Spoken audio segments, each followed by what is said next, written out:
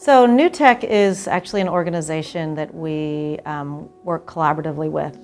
It's provided us some professional development opportunities that has enhanced and improved our teaching practices. It's also allowed us opportunities to collaborate with teachers who share the same educational philosophy and approach to learning. It's really just a way for us to come together in a team to share our work and share best practices around student learning. Students, teachers, we can all collaborate and come together on a common playing ground. The main methodology that we're using is project-based learning, and that means that to learn the curriculum in its entirety, the students are immersed in projects, and the projects are meant to mimic the work of people in a particular discipline. And what we're creating is an authentic real-world product. For example, right now would be about learning culture, but learning that through an examination of countries in Asia where there are human rights violations occurring.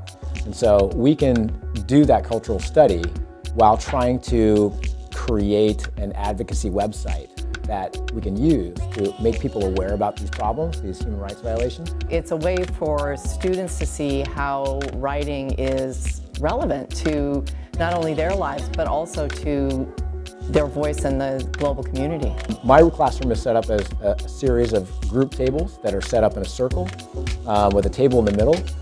And there's no real kind of front of the room unless you look for the screen or the whiteboard. Group work is just kind of taken to the next level. Sharing Google Docs, sharing projects, even working on things at the same time. It's very efficient. They are getting instruction from me when they need it, either as a group or as an individual. So I'm moving from group to group and from student to student, facilitating learning when I see that somebody needs something. Doesn't mean I don't teach. Doesn't mean I don't stand in front of the room sometimes and try to give a lecture. I do those things the same way I did 20 years ago when I first started teaching. There's a significant change in student learning is around students being more thoughtful as learners.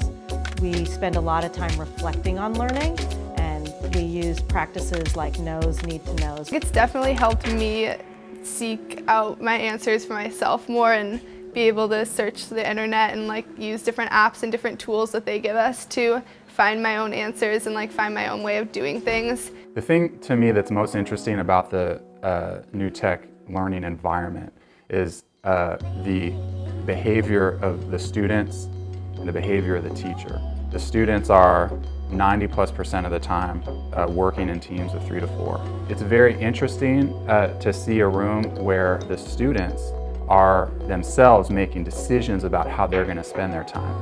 And so one of the things I've seen in part we've been working on is that the students have a better idea of where they're going and their progress towards where they're going.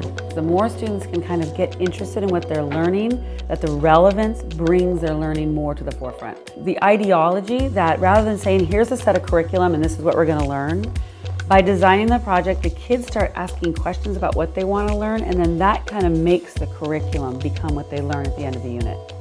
So agency is one dimension we evaluate students on in our classes. It's used to help students develop a growth mindset and to also take ownership of their learning. And what we're interested in is helping students go from thinking that, hey, I'm bad at science or bad at math, to if I try really hard, if I put in a lot of effort, I can learn the goals that my teachers have set out for me.